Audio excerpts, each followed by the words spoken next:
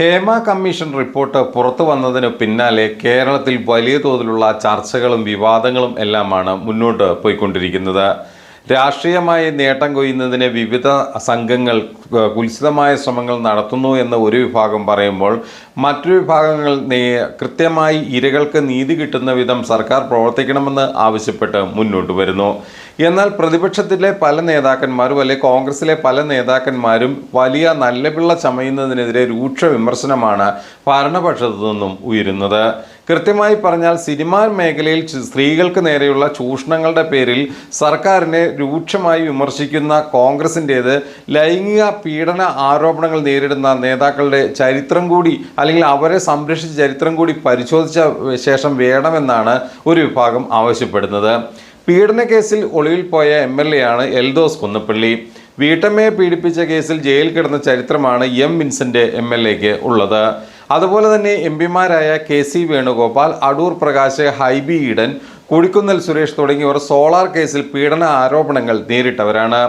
പീഡന പരാതികളുമായി ഇരകളായ സ്ത്രീകൾ മുന്നോട്ട് വന്നിട്ടും ഒരു ഘട്ടത്തിലും ഒരു തരത്തിലുള്ള നടപടിക്കും ബന്ധപ്പെട്ട KPCC കോൺഗ്രസ് നേതൃത്വം ശ്രമിച്ചിട്ടില്ല എന്നുള്ളത് എല്ലാവർക്കും അറിയാവുന്ന കാര്യമാണ്. എൽദോസ് കുന്നപ്പള്ളി MLA ഒളിവിൽ പോയപ്പോൾ എവിടെയെന്ന് തങ്ങൾക്ക് അറിയില്ലെന്ന് വാർത്താ സമ്മേളനം നടത്തി പറഞ്ഞവരാണ് പ്രതിപക്ഷ നേതാവ് VD സതീശനും കൂട്ടരും. അതോടൊപ്പം തന്നെ KPCC പ്രസിഡന്റ് K. സുധാകരൻ അടക്കം ഈ എൽദോസ് കുന്നപ്പള്ളിയുടെ കാര്യത്തിൽ സ്വീകരിച്ച നടപടികൾ ഈ വർത്തമാന കേരളത്തിലെ എല്ലാവർക്കും ബോധ്യമുള്ള കാര്യമാണ്. അതുപോലെ തന്നെ M. വിൻസെൻ്റ് MLAയുടെ കേസിൽ വീട്ടമ്മ ആത്മഹത്യയ്ക്ക് ശ്രമിച്ചതും തൊട്ടു പിന്നാലെ ഭീഷണിപ്പെടുത്തൽ പുറത്തു വന്നതുമൊക്കെ വിവാദമായിരുന്നുവെങ്കിലും MLAയെ സംരക്ഷിക്കുന്ന നിലപാടായിരുന്നു കോൺഗ്രസ് നേതൃത്വം സ്വീകരിച്ച് വന്നിരുന്നത്.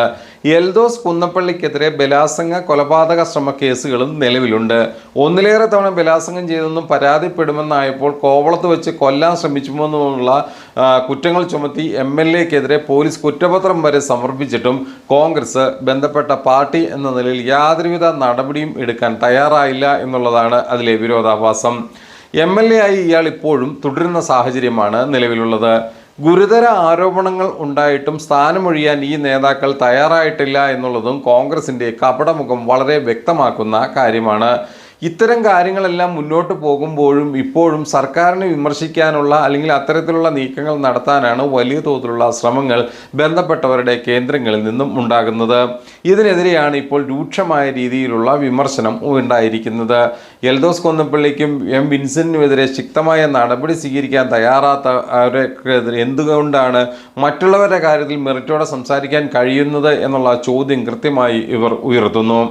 ഇപ്പോൾ സിനിമാ താരങ്ങളായ നടിമാർക്ക് നേരിടേണ്ടി വന്ന ദുരനുഭവത്തിൻ്റെ അല്ലെങ്കിൽ അവരുടെ വെളിപ്പെടുത്തലിൻ്റെ പശ്ചാത്തലത്തിൽ ബന്ധപ്പെട്ട കേന്ദ്രങ്ങളിലുള്ള പ്രധാന നേതാക്കന്മാരിൽ പലരും സിദ്ദിഖ് അടക്കമുള്ള നടനും രഞ്ജിത്ത് അടക്കമുള്ളവർ അടക്കം രാജിവെച്ചിരുന്നു.